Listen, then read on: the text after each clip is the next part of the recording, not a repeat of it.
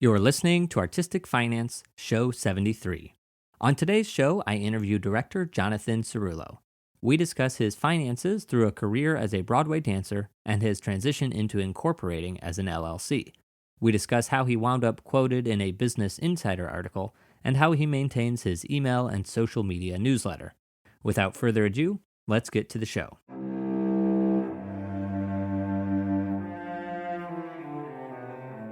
You're listening to Artistic Finance Podcast, where your host, Ethan Steimel, interviews successful artists, leaders, and investors to help educate and inspire artists to grow their wealth. Welcome and thank you for listening. I'm your host, Ethan Steimel. We are recording this October 13th, 2021. Broadway shows are opening like wildfire. Tonight, Thoughts of a Colored Man opens. The West End shows are opening. Singapore just reopened its borders to tourists. That's a bit of what's going on in the world. Today, our guest is director, choreographer, executive producer, and former professional dancer, Jonathan Cerullo. Welcome, Jonathan. Welcome. Thank you. Delighted to be here. Could you start off by telling us a bit about yourself? Well, first of all, Ethan, thank you for having me on this. What a successful endeavor you've been doing with this. As far as myself is, I just turned 60, so I'm grateful that I'm of that age, and I have a perspective on this career that I've been working and doing for the past 40 years. So I live in New York City, same apartment for 39 years. I graduated from Emerson College with my Bachelor of Fine Arts in Directing, minors in English, photography, and dance, which will play a key role in my life. I have a twin. I'm a twin. My other half is math and science, and I got the arts and humanities. So that's a wonderful part of my life. I want to move to your creative and financial personalities. What is a live event that you like to experience? I like to experience good theater. I was a Lucille Lortel nominator for that prestigious award for the Off-Broadway What does that mean theater. that you were a nominator? My union, the Stage Directors and Choreographers Union, asked me to be part of the nominating committee for this award. It's the Lucille Lortel Award, which has been around for decades, and it actually governs the Off-Broadway, like the League does Broadway and the Tony Awards. This is the Off-Broadway Awards. It completely has to do with the rulings, the size of the house, what the contract you're on, all of those machinations. We say off-Broadway, and the shows that are actually off-Broadway or off, because people throw around the term off-Broadway, but if you're up for a Lucille Lortel Award, that's actually the real off-Broadway. That is a legitimate, codified, recognized collective bargaining agreement for that particular level of theater. You are right. People toss around off-Broadway, but really it could be a showcase, and that is not considered off-Broadway. It is considered a showcase or any other machination thereof. And there are so many different requirements that a producer must fill.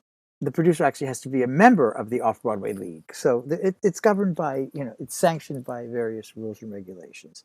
But the Lucille Lortel, Outer Critics Circle Awards, and the Drama Desk Awards are all sanctioned to nominate Off-Broadway. And that award, in combination with the Joe A. Calloway Award, which is a peer-to-peer award that's given by the Stage Directors and Choreographers Union to each other. There's no outside nominators that are part of that. It's just directors and choreographers looking at directors and choreographers' work. So it's a really recognition from your peers. It's a peer-to-peer award. Whereas the Lortel, you've got scenic designers, you've got a whole gambit of a crossbreed of various persons looking at that, a lot of journalists, critics, etc. Through that, in answer to your question, I spent 8 years doing this. It was getting a PhD from Yale Repertory Theater, Harvard Business School, MIT, every Ivy League school. It rolled into those 8 years that I could have never paid for. It sharpened to a laser perfect focus what constitutes good theater. And it could be a whole gambit of different criterias. Boy, I tell you, the one thing is if it didn't catch me in the first 5 minutes, I knew it wasn't going to catch me. It wasn't going to make me sit up. Because when you have such a plethora of work, I understand so carefully now what even the Tony Awards committees go through to recognize someone in their field. They're not kidding. They are not kidding. That is a tough competition out there. I'm grateful for it because when you say, what events do I like? I like good theater. I mean, I really do. I don't mean to sound so silly about that, but I No, do. and I think that's a great answer, because the same thing with people who nominate for the Tonys, they have to go see every single show. If it's good, if Everything. it's bad, and if they miss one, they're not allowed to vote for it or in that category. They're not allowed to vote. You are to recuse yourself from a category if you did not see. You are to recuse yourself from a category if you missed one out of the 4 shows. You can't even, and they keep track. They know who's gone where and when you showed up and when you didn't show And up. also, because I know people who nominate for the Tonys and they have to go see every single one of those shows, but there's actually more off-Broadway theater than there is Broadway theater.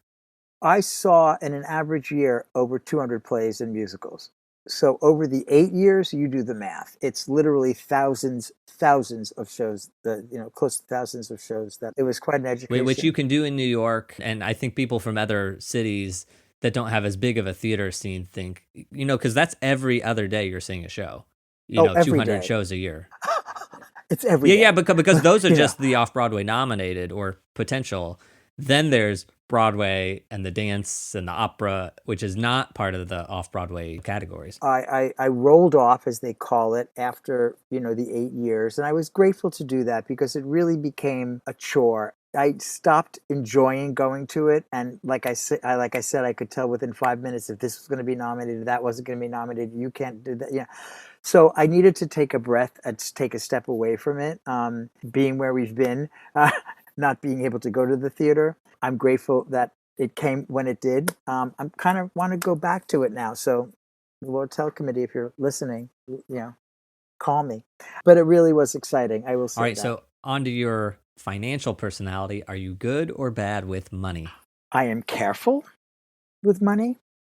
I am respectful of money. And I'm terribly afraid of it. Have you been afraid your whole life? Yes and no. That fear changed over time.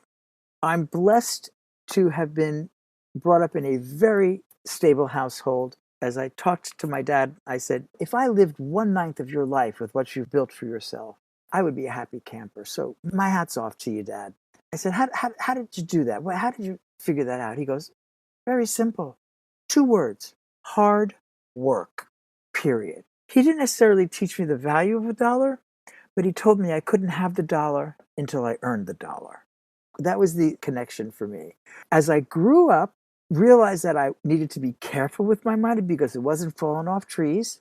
I needed to respect it because it could easily take me to a place that I didn't want, or it could put me in a place that I could be at a loss at. Part of me became afraid of it too, because at one point in my career, I was earning quite a substantial salary. I was in a big production that I stayed with for a number of years. What was the production? It was I have to ask. So there was the London production, and then the Broadway production, the Los Angeles production, and then my production of this little musical called Cats, which I was very blessed to be cast in. As my mother would say, well, at least you made the top 5. And that was, I was the 4th person in the trajectory of that show to be cast as the Skimbleshanks character, Skimbleshanks the railway cat. So, well, Skimbleshanks, it's an honor to be talking with you. Thank you so much. Yeah. And as many have said, you were in the Hamilton of your times. You were in this absolute mega money-making musical that no expense was spared in it. And we were very fortunate to be making incredible salary. When I realized how much money I was making, I was like, ooh, I can buy that, and I can buy that, and I can do that. And then I thought, oh, wait a second, hold on. Pull those reins back. This is your nest egg, and this is going to be your retirement, and this is going to be where you're going to have to, live off of for X number of years. And, so that happened a few times. I was in Knockwood, a few other big shows like that, which was wonderful. And I'm careful with it. I'm respectful of it because the way I was taught to handle it. But I can be very afraid of it because I think, wow, what if I make, X millions of dollars? Who will I be in relationship to that? It's an interesting thought process. So You said you were making a very good salary. That was a union show. What was a weekly fee? And not to date you, but I know it was a long time ago, so the minimums and all that are different now. not that different. I'm sorry to have to say, because I do look at the figures that a chorus. Well, I was on a pink contract, which is a chorus contract, but I had a rider because I was doing a role that had a number. And when Equity sees a show, they determine who gets what. That's on them. It also depends on if you're above title, if you're below title, and what color contract you're on, pink or white. Simple. That hasn't changed. But the rider is what really started to get the money going. The other thing, too, you have to understand, this was the national tour. So we were on per diem. There were ways that you could figure out how to save your per diem because that was just money in your pocket. You had your salary, your base salary. I had my additional rider for doing Skimbleshanks. We also got hazard pay because of the rake on the stage. And we also got time extra to come in to do our makeup. There were all these little, add-ons that happened. By the time I was walking out of there, I think it was $2,000 that I was making a week. At that time, I was okay with it. I think the job was, maybe a little bit more, but whatever it was, when I went to get my earnings from the union, from the Actors Equity, the lady puts the paper on the table, and I had several other shows that I was Broadway shows, and I looked at the thing and I was like, did I actually make that much money? I was like, are you kidding me? I said, where the hell did it all go? But that like I said, it was quite a while ago, but that money rolled into an IRA account. It rolled into my pension and welfare.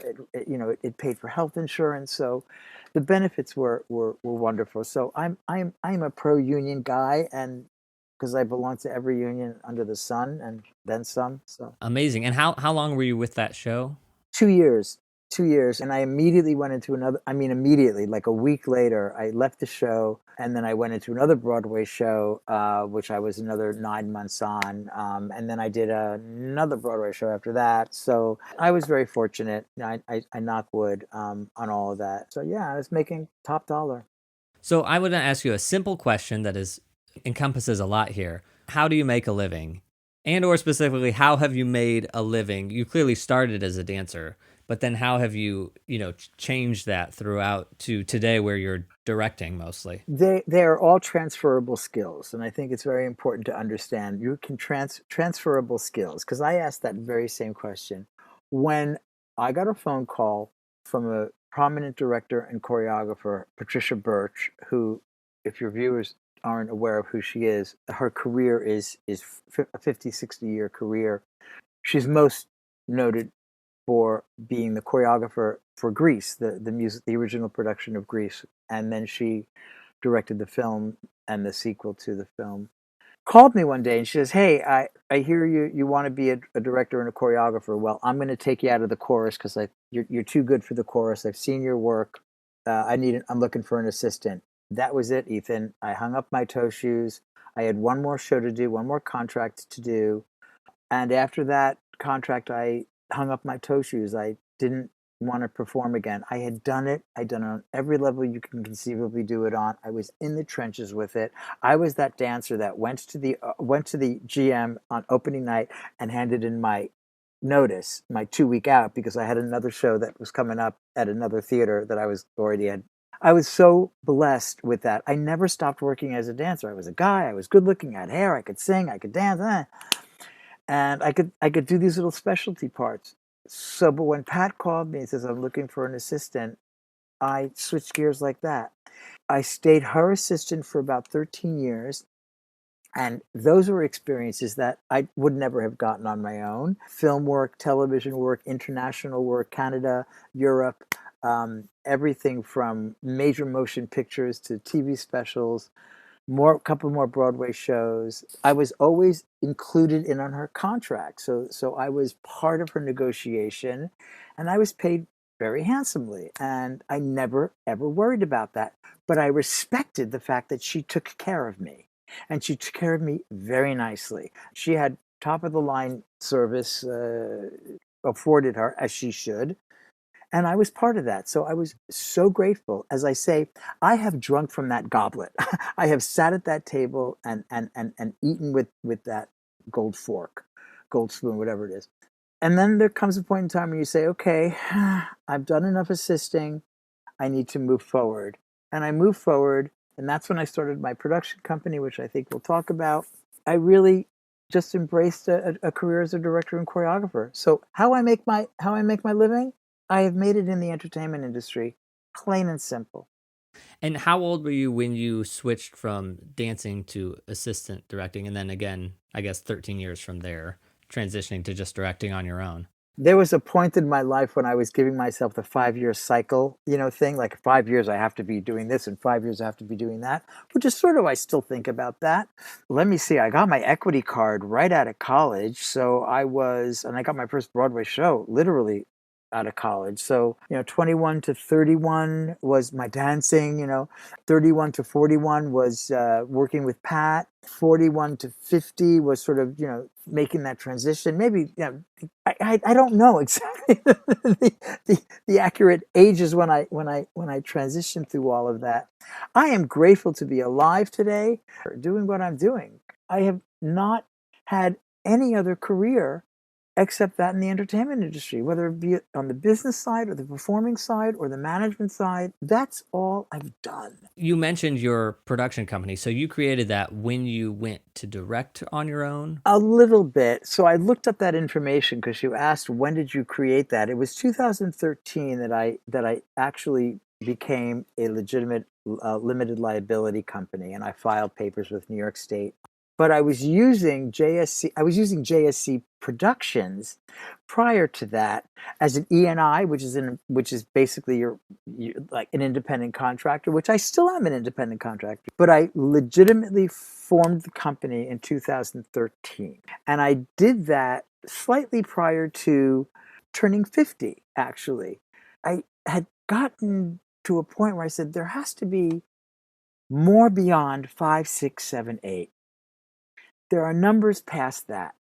I applied for the Caroline Newhouse Career Transition for Dancers Scholarship, and you had to give them a business plan. Well, I didn't know what the heck a business plan was.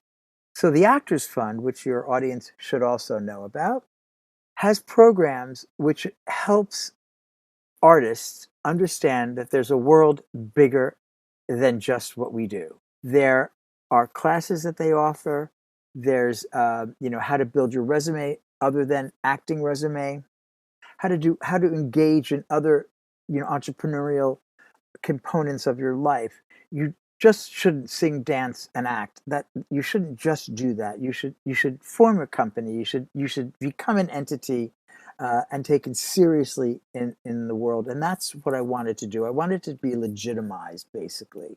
The Actors Fund was holding a workshop called How to Create Your Production Company. And I thought, I want to apply to that. I did, and I was turned down. Next year, same thing. How to create your production company. I applied, and I was turned down. So I said, wait a second now.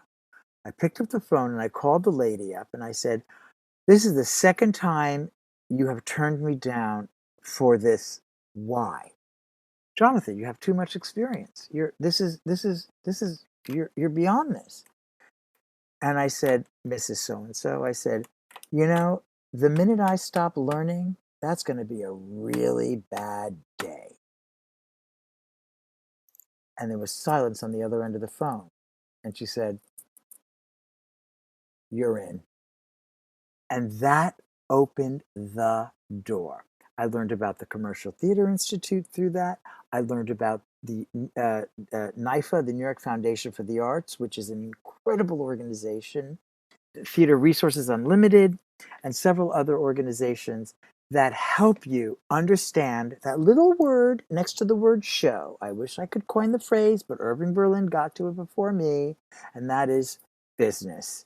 This is a business. It's show business. It's not show art. It's not show pretty. It's show business. And I knew show very well, Ethan. I knew it. I could do it cold, but I didn't know business. So I made a concerted effort to basically stop what I was doing and learn the business of show business. And I was hungry and voracious, and I took every course I could possibly take, applied to everything. And I'm proud to say I'm a graduate of the Commercial Theater Institute's alumni. I have been a guest speaker for the New York Foundation for the Arts, specifically on how do you transition from being a dancer to being a business owner within the arts community. So, why did you create an LLC versus just working as an independent contractor? So I do work as an independent contractor, and you can work as an independent contractor when you have an LLC. It depends upon the job I'm doing.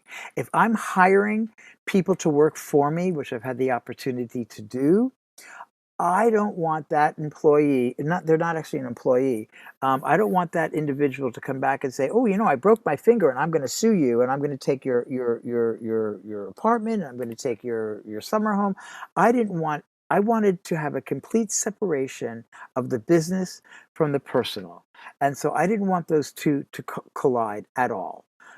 So that's why I created a limited liability corporation company, LLC. So I have limited liability whenever I go and do a work under my production company, that I hire somebody or I hire a venue or lighting equipment or whatever it is.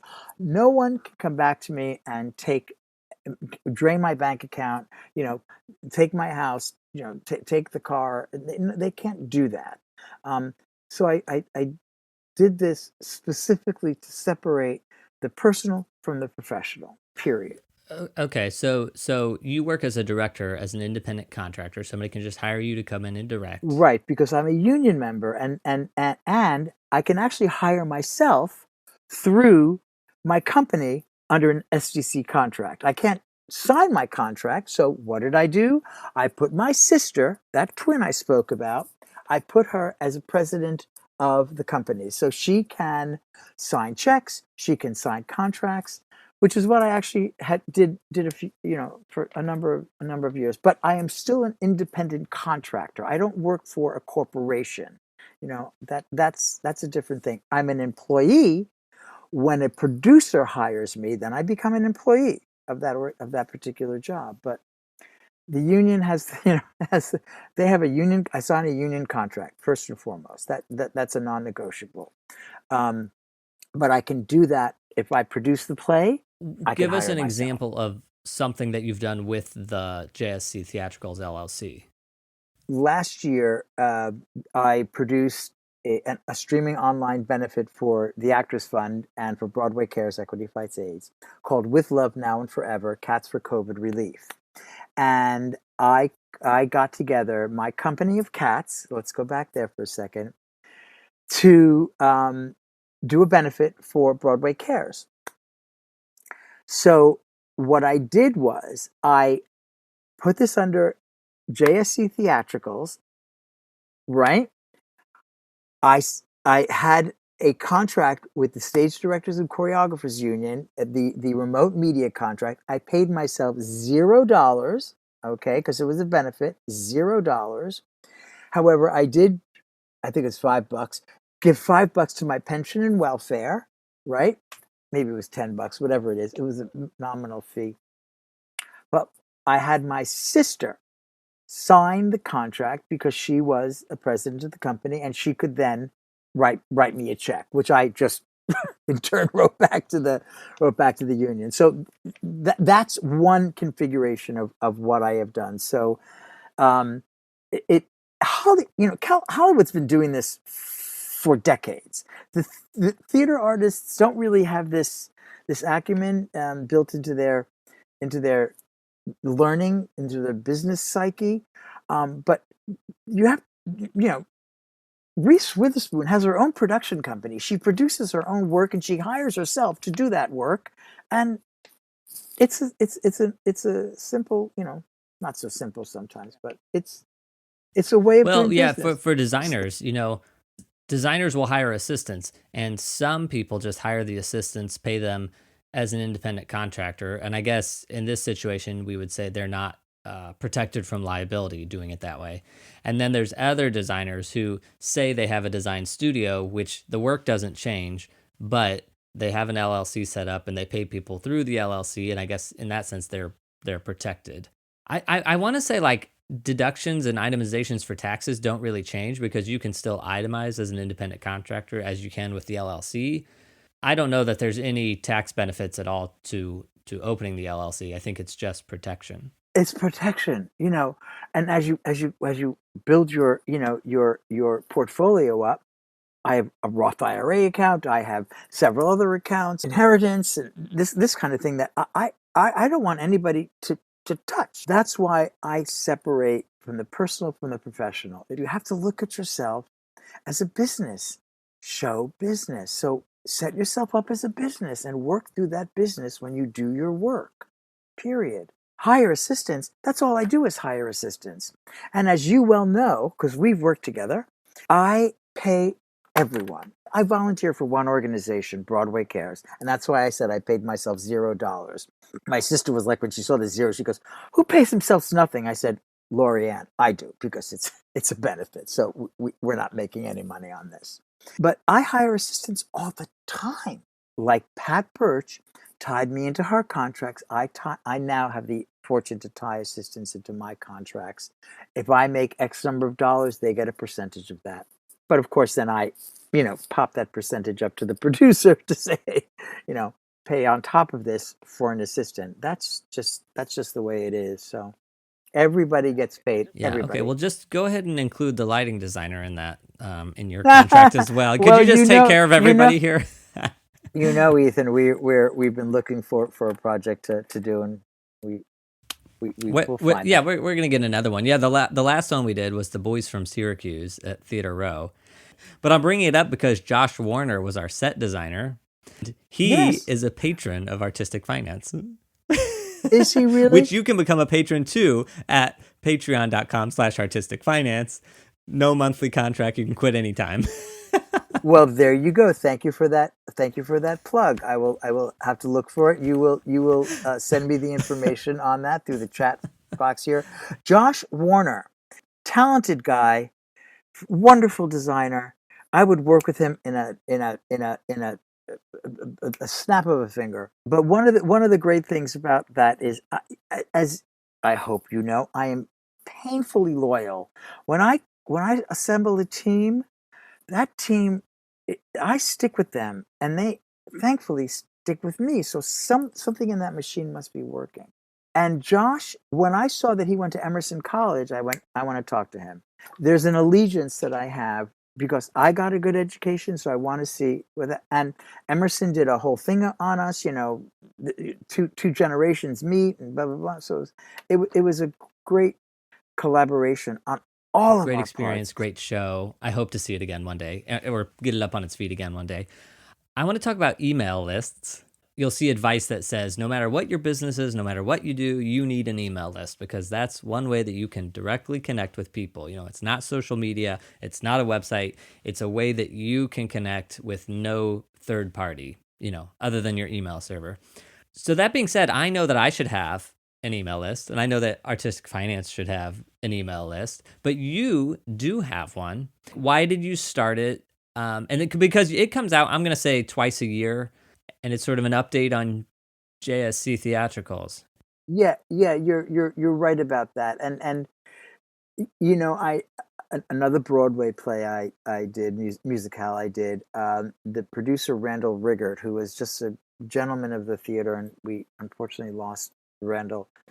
He was the one who actually said to me, because I was the assistant director on Band in Berlin, it was called. He says, you director guys, you got to get like in touch with like the internet and the online media and all of this. This was before Twitter and Instagram and all these other social media platforms. This was just strictly a newsletter, an email, an announcement of something that you were doing. So I said, Randall, you're right. How do I do that? He goes, start a database. Make sure you have an accurate database and you continually update it. But one thing you must do is ask permission. I said, oh, what do you mean ask? Who do I ask permission for? The internet? He goes, no. of the person you're asking to be put on that newsletter. So I've made it a practice, more often than not, to say, hey, would you be okay for me to put you on my email list? I'm not a commercial entity. I don't have a product to sell. I got a show that I want you to come and see, but I'm not selling a bottle of dishwasher detergent.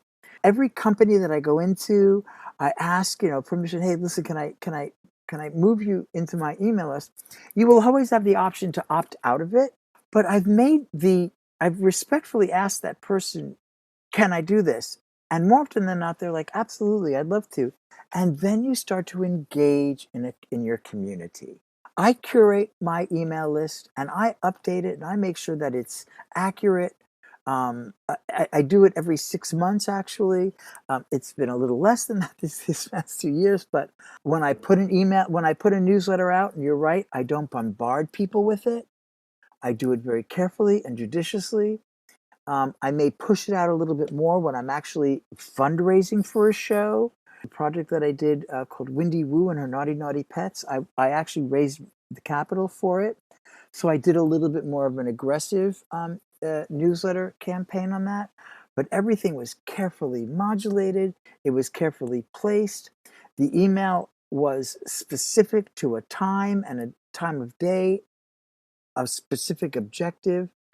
And that email list right now, it's nothing compared to some, but it's like, over 3,000 emails that I actually have, respectfully gotten. But that's all been connected, or it has become connected now to other social media outlets such as Instagram, Twitter, and Facebook. But the newsletter is where it started. And when you say connected to, does that mean you write it and it at the same time it emails out, it goes to the social media, or that you just repurpose the content from the newsletter and go put it onto the social media? It's all connected. Everything is connected to everything else. So when I post my newsletter, I'm able to post it on Facebook, Twitter, and Instagram. So those are the 3 platforms that I use. I am not on TikTok. Plenty of Fish. You're not on Plenty of Fish. Yeah, I got I'm not on Plenty of Fish or Go Fish or. Those are the only 3 that I nuts and maintain. Bolts of this. What software do you use, or what program do you use to create the newsletter? Well, the newsletter, and I'm glad you asked that because I wrote it down. It is your mailing list provider. So what I did was I did a cost survey analysis of what newsletter programs were like. There's, of course, Constant Contact. MailChimp, exactly. And I found that for where I was, for my budget, for what I needed, because I wasn't putting content out every week or every month or every day, I wanted the lowest common denominator financially to secure this. And so it's a program that's out of Europe, actually, but I'm able to create a newsletter from a template that I redesigned and repurposed for myself and for my branding, because I wanted a very specific brand, and I made a logo and a font and a color scheme and a color palette for that. I am using that template as we move forward in all of this. So there was a careful look at how to do this and become very, very careful about it. There's that. But definitely build a database, and that's an email client database. Well, can you say the name of it one more time? Sure, it's your mailing list provider. YMLP is an acronym the for it. database of names, is that included in that? Like, did you put that into that? No. So I use Gmail, Google Mail, my contact list, okay, and everything starts there, and then I'm able to export that into a CVS file, comma separate CSV, comma separated value, or a comma value separate database. I have to delete some columns from that database to coincide and to fit within the fields, as they're called, data fields within your mailing list provider's program. So I have to do a little bit of finessing with the Excel spreadsheet is basically what it is.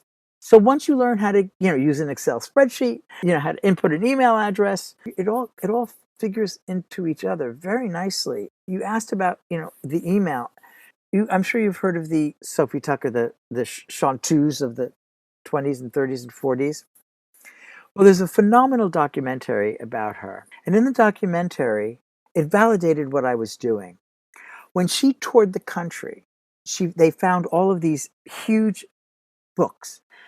She would write in that book the names of everyone she came in contact with, their telephone number, their address, the position that they held at the theater. Because when she toured the country doing her show, over 40 years, she knew Johnny, the bellman at the so-and-so hotel. His wife's name is Carla. Their anniversary. So she engaged with a client and she says, that means one thing, money. And she was building up her spreadsheet. So when she would go into a town, she would write them in, Johnny, I'm coming into town. I hope to see you at the show. That was a ticket. That was a sale for her.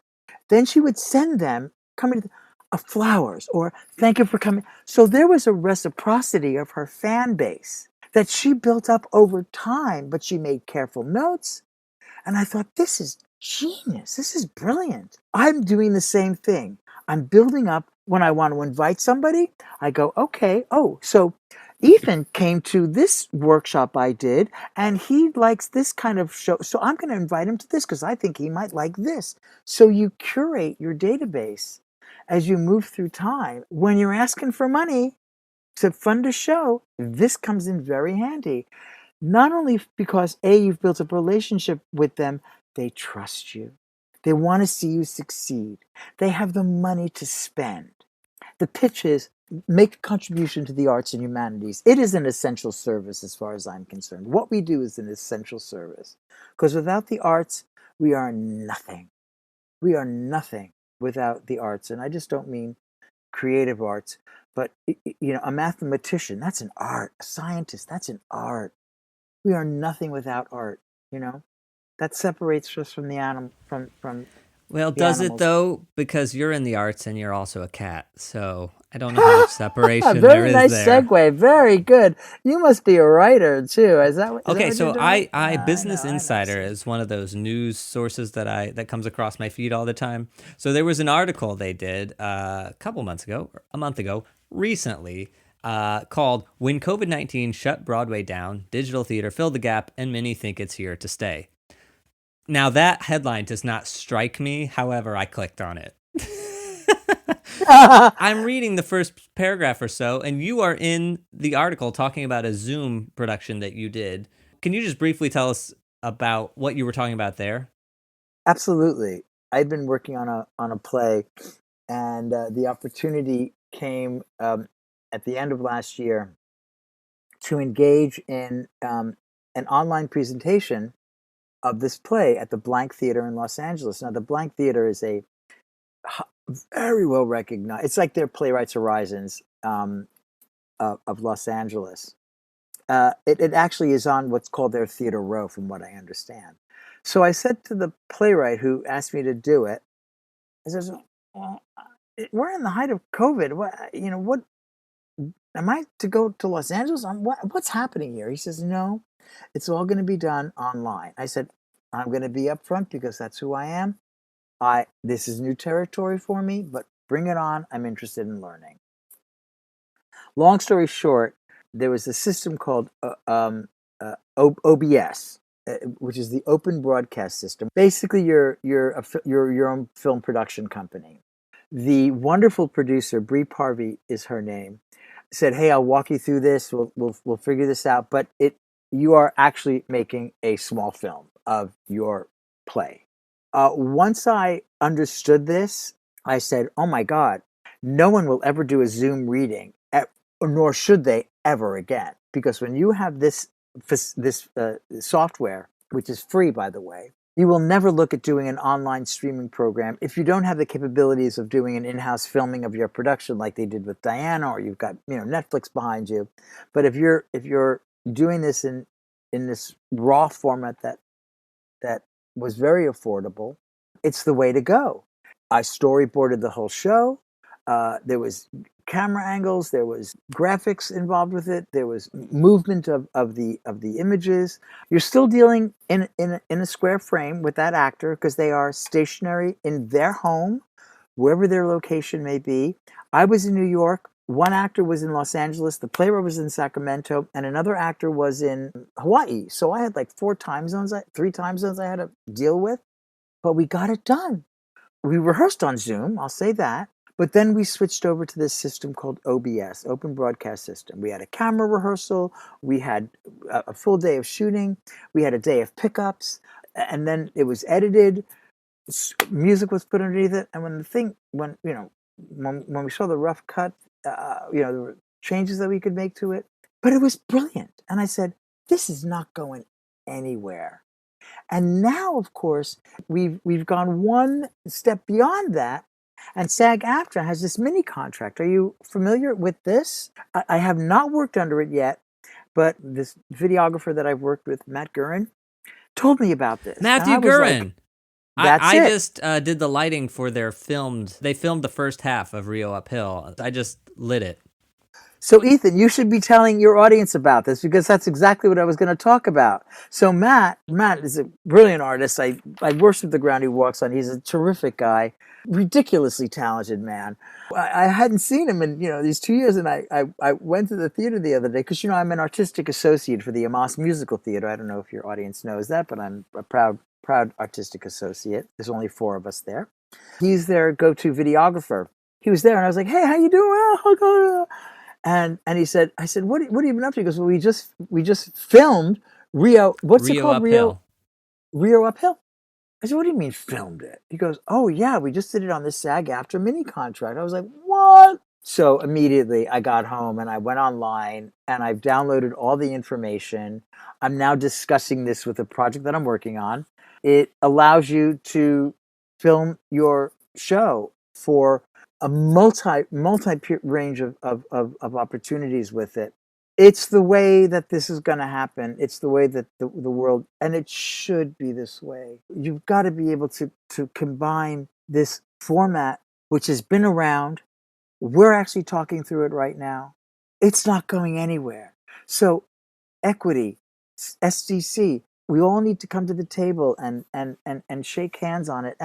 And they are. So let me give your listeners the exact name of this particular contract. It's called a micro budget agreement. And you can find all of the paperwork on that in the SAG-AFTRA. It's called micro budget agreement. Boy, when I came across this, and I thanked Matt for it, I was like, oh boy, this is the way to go. I am such a visual human being. I'm a photographer as well. And if theater were to collapse tomorrow, I still have this wonderful instrument which I can hold at the end of my hand and seriously be happy in life. To be able to see through a different medium has been everything, and I've really loved it. So I'm now thinking how I incorporate this as we move forward. So what financial advice or career advice would you give to somebody who's starting right now? And I'm going to say as a dancer because that's how you started, but you can give it to anybody. Think of yourself as a business entity. You're your own calling card. If they haven't been told that, they need to hear that. But as far as your financial, the first thing I was told is make a budget and stick to it. Make a budget. You spend X number of dollars on laundry, X number of dollars on headshots, X number of dollars on classes. Make a budget and keep within that budget so that you are never going what? Over budget. And know what your intake is and what your outtake is. And be organized with that. There are so many tax benefits that you can have when you take your clothes to the laundry. Those are audition clothes. That's a tax deduction. So talk to your accountant as to how you successfully handle all of the deductions that you can take. I work out of my home. I can take a percentage of my rent off of my taxes. So, and that's another reason why I built a business. Absolutely, make a budget. Learn how to do an Excel spreadsheet. I didn't. I learned, and now I live by them. And as a dancer, you have transferable skills. What's the first thing they teach you in dance? Be on time. That's a transferable skill through life. Know the text. Know when you walk into the room, you're gonna do center, you're gonna do bar work, you're gonna do across the floor. Know it. come into the room with a head full of ideas. That's the only way you're going to be able to work, is if you come into that room and you have ideas. Those are all transferable skills that you can use as you march forward in life. And of course, there are, I will mention this book through the New York Foundation for the Arts. It's called The Profitable Artist. It's the Bible. Absolutely get it. It explains everything that you need to know. How to incorporate, what do you trademark, how do you license, how do you copyright? Your work, everything that comes out of your mouth, that's intellectual property. If you put that down on a piece of paper, as a dancer, you have an idea for a ballet, and you put that down on a piece of paper and you write that up. That is a tangible means of expression. That is a copyrightable piece of document that you can then put through the United States Copyright Office, and you have the copyright on that. Think of yourself as a business. And The Profitable Artist, New York Foundation for the Arts, it's a Bible, I tell you. The Commercial Theater Institute is another great organization that your listeners, I don't know. I'm not so sure. And I don't know if we've mentioned it, actually. Well, then you should. The commercial CTIs, it's called. And there's a gambit of various things that you can get from them. Is The Profitable Artist, is that like a book by an author, a or book. it's Okay, a total book. It's a consortium of authors. It's all different people, and they just I have it somewhere over here. They just how do you say, like an update, a new addition to it. They republished it, so it's really incredible. And start to read contracts, start to figure out budget. That's where it starts. Numbers don't lie; they just don't lie. And you can't make them lie, actually. I mean, you can, but there's a little thing called the law. It's funny that you say numbers don't lie, because that's what I was thinking when you were saying a budget, make a budget, because we had another Italian-American on this, Lisa Paniccia. That's her favorite saying, is the numbers don't lie. The reason I was afraid of numbers, now I'll tell you, I learned that I was severely dyslexic. There's many, many forms of dyslexia, but I have the most common, which is alphanumeric dyslexia. Not only do I switch numbers, like an 8 and a 9, or a 6 and a 9, or just flip numbers, in a sequence. I can't add in my head. I just can't add in my head. And I had a lot of problems with fractions and decimal points, and don't ask me to do a percentage, because I have no idea. Numeric dyslexia is also the same thing, where you switch numbers and letters. So one thing I was going to say about your newsletters, for God's sake, make sure it is accurate to the decimal point and to the period and to the comma. Because once it gets sent out there, it looks really bad to say, oops, sorry, which I've had to do. I spelled the name wrong. A link doesn't work. Test it before you put it out there. That's an imprint that then you can't pull it back, because it's out there. Okay, so I don't have a newsletter, but I do post Patreon-only content for my 22 patrons. Thank you, patrons. Every time I generate content, it sends an email. So in a way, that's a newsletter. And I didn't even know that until a couple people said, oh yeah, I'm always getting your emails. I like your emails. And then I realized, oh, I'm sending them a newsletter every single time I post something. But that's engaging.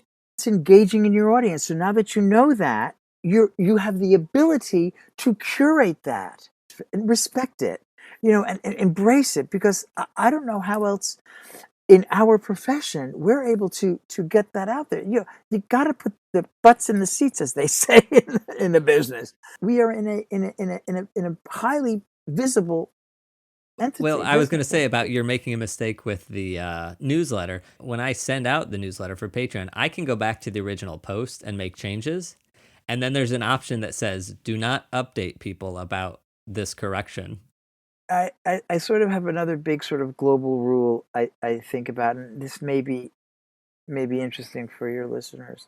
But always answer the 5 W's: who, what, where, when, and why. And if you have that as your foundation, who are you? What do you want to say? When do you want to say it? Where do you want to say it? And most importantly, why? Answer those 5 questions for yourself. I do this on every show I do. Who, what, where, when, and why. But you've got to be able to understand those simple, basic questions, and then you can build up. Listen, I didn't pull off the Christmas tree yesterday. I'm grateful to have, been doing what I'm doing. I have an incredible, wonderful, pool of great artists in this town and in Los Angeles a bit. When I would go to the theater, I would invariably run into someone I know, and that's the community that is sacred to me. You ask how you deal with this online social media. It's a slippery slope. I have one thing to say that my mom taught us. It's very simple, and it's what you learned in kindergarten. Be careful crossing the street, hold each other's hands, and look both ways. That's all. Be nice. Be nice. I feel a lot of times, this whole thing is opened up to your comment. Well, if I don't know you, why would you open yourself up to that comment? The filter has been shut off, and there is no filter anymore. And we've given this outlet for this demonstrative behavior. I don't engage in it at all. Be careful how you modulate it and set your boundaries. As you cross the street and look both ways and be nice. And you can turn somebody around like that. I got on the bus the other day and my phone app, the Wi-Fi, didn't show my ticket. The bus driver got enraged. He got angry. What even there? And I said, be nice. Please be nice. We'll figure this out. Let me step aside so that the other customer, and I did. And I showed it to him. And as I got off the bus, he turned around and said, I'm sorry. I said, no problems, no worries, no worries. Have a good day. But if I had engaged in a confrontation with this man, it would have gone just nowhere. But as it turned out, this guy, who I'll probably never see again, apologized. That's what I mean. Be nice. Look both ways before you cross the street and hold hands. I held the guy's hand. I said, be nice. So there you have it. Where can people connect with you? All they have to do is put my name into a Google search box and hundreds of pages will come up. Please let me know if there's anything I should take down. No, they can. Not that you have that option with Google, really. If it's up, it's up. True story. My jsctheatricals.com is my website, and there's a way to, actually, if you message me, it'll go to my attorney, which, they'll just forward a message to me. But the, jsctheatricals@gmail.com is my business email. And like I said, it's literally just put my name in there and bam, it comes up. Yeah. All right. Totally. Well, Jonathan, I absolutely loved this chat. I can't thank you enough for taking the time and just sharing all this with us. You are so welcome, Ethan. That was our interview with Jonathan Cerullo. My takeaways are about the emailing and marketing. 1, start a database, aka a contact list. 2, get permission to put people onto the newsletter. That is something called permission-based marketing, which I just learned about. It's where people opt into the marketing versus direct marketing, where materials are sent to customers without their consent. And where did I learn that? I was listening to a podcast called Shezam, which is about women in magic, hosted by Kayla Drescher, and their latest article just happened to mention it, unrelated to anything else. You can find that at shazampod.com or in the show notes.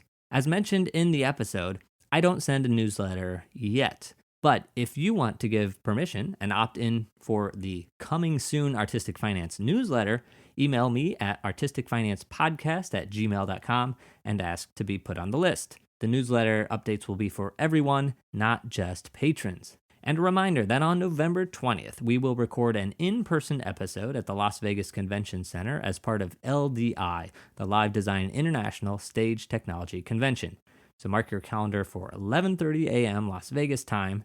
The topic is multiple streams of income, and I have 2 co-hosts, lighting designer Ebony Madry and rigger Siobhan Colleen, who founded Industry Explorers, for everyone wondering about what career they should be going into. If you'll be in Vegas and you want to attend, email me for a free ticket at artisticfinancepodcast@gmail.com. And a tease for next episode, it's with lighting designer Dawn Chang about how those of us in the performing arts can use LinkedIn, the professional networking tool. It's an incredible conversation with free resources, so definitely be here next week for that discussion. And last but most important, thank you, patrons, for supporting this show. It's your time, money, and energy that enable these interviews to continue. To become a patron for a month or a year, visit patreon.com/artisticfinance. We have outtakes from today's interview with Jonathan over on Patreon. We talk about his family ancestry going back to opera singers in Italy. That's it for today. Until next week, break a leg. Thank you for listening to Artistic Finance. Make sure to subscribe. To access our show notes, transcripts, or resources, go to artisticfinance.com. This show is for entertainment purposes only. Before making any decision, consult a professional. This show is copyrighted by Artistic Finance. Written permission must be granted before syndication or rebroadcasting.